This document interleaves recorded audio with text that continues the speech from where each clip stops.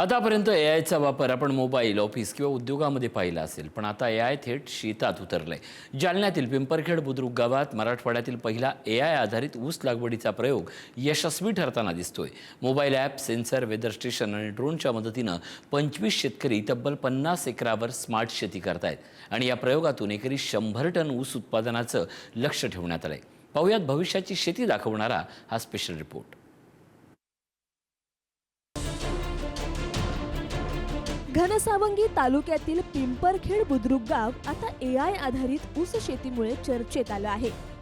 गावातील 25 प्रगतशील शेतकऱ्यांनी मिळून सुमारे 50 एकर क्षेत्रावर एआय तंत्रज्ञानाच्या सहाय्याने ऊस लागवड केली आहे. शाश्वत ऊस विकास कार्यक्रमांतर्गत कर्मयोगी अंकुशराव टोपे समर्थ सहकारी साखर कारखान्याच्या माध्यमातून हा उपक्रम राबवण्यात आलाय. मराठवाड्यातील हा पहिलाच एआय तंत्रज्ञानावर आधारित ऊस लागवडीचा प्रयोग असल्याचं शेतकरी सांगतायत. या प्रकल्पासाठी गावात अत्याधुनिक वेदर स्टेशन उभारण्यात आलं असून प्रत्येक शेतात सॉइल मॉइश्चर सेन्सर बसवण्यात आले आहेत.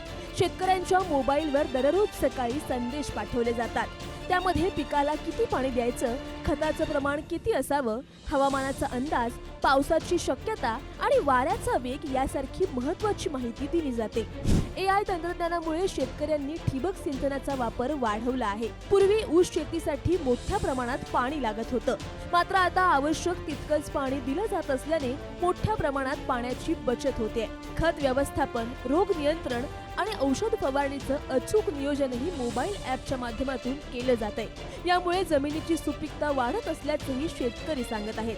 आवश्यक तेवढंच पाणी आणि खत दिल्यामुळे माती भुसभुशीत झाली असून भविष्यात कमी खर्चात अधिक उत्पादन घेणं शक्य होणार असल्याचा विश्वास व्यक्त केला जातोय.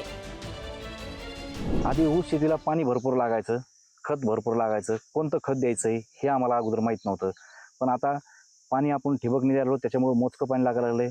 खताचं पण आम्हाला माहिती व्हायला लागली किंवा आता तुम्हाला कोणतं खत द्यायचंय, जर ऊसावर जर कीड रोग आले तर त्याच्यामध्ये आपण फवारणी कोणची करायची ह्या गोष्टी आम्हाला कळाल्या. परत आणखीन आम्ही ड्रोनच्या द्वारे ऊस शेतीवर फवारणी करायला होतं. 40 टन 50 टन इतक्याच्या पेक्षा जास्त ॲव्हरेज मिळत नव्हतं एकरी.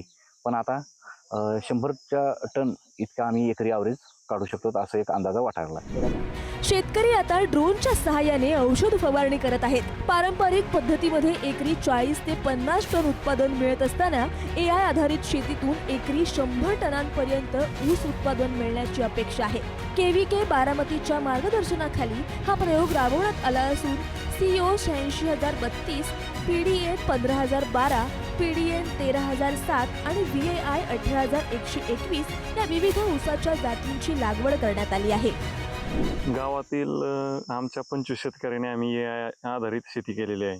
कारण की आता सगळं म्हणजे जग फास्ट निघालेलं आहे आणि आपण जर मागं थांबलो तर ते जमणार नाही. पारंपरिक पद्धतीने जर ऊस लागवड केली त्याचा ॲव्हरेज 40-45 लय झालं 50 येऊ शकते. पण ह्या शेतीने आता आम्हाला असं वाटतंय किंवा 100 पर्यंत ॲव्हरेज जाईन याच्या पद्धतीने. आणि दुसरा असा फायदा, पाण्याची बचत व्हायला लागली, खताची बचत व्हायला लागली आणि वेळेची बचत व्हायला लागली. या प्रयोगासाठी प्रति एकर सुमारे 70 ते 80 हजार रुपयांचा खर्च आला असला तरी उत्पादन आणि उत्पन्न दोन्ही वाढणार असल्याचा विश्वास शेतकरी व्यक्त करत आहेत. कमी क्षेत्रात अधिक उत्पादन घेण्यासाठी आणि पाणी, वेळ तसेच मजुरीची बचत करण्यासाठी एआय आधारित शेती फायदेशीर ठरत असल्याचं शेतकरी सांगतायत. या उपक्रमाला महाराष्ट्राचे माजी आरोग्यमंत्री राजेश टोपे यांचे मार्गदर्शन लाभले असून तज्ज्ञांच्या सल्ल्यानुसार हा प्रयोग राबवण्यात आला आहे. पिंपरखेडमधील या यशस्वी प्रयोगानंतर आता परिसरातील इतर शेतकरीही एआय आधारित शेतीकडे वळण्याची तयारी करत आहेत. जुन्या पारंपरिक जी आमची पद्धत होती ती खूप खर्चिक होती आणि जास्त शारीरिक श्रम जास्त, कष्ट जास्त लागायचे, मजुरी जास्त लागायची, पैसा जास्त लागायचा. याच्यात त्या सगळ्याच गोष्टीचा बचाव आहे.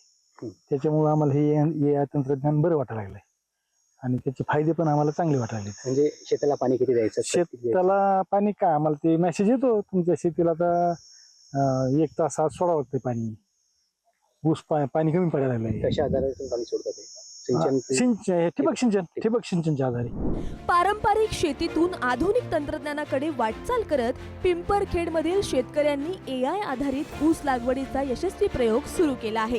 पाण्याची बचत, कमी मेहनत आणि अधिक उत्पादन या त्रिसूत्रीवर आधारित ही शेती भविष्यात मराठवाड्यातील शेतीसाठी नवी दिशा ठरू शकते. गौरव साळी, पुढारी न्यूज, जालना.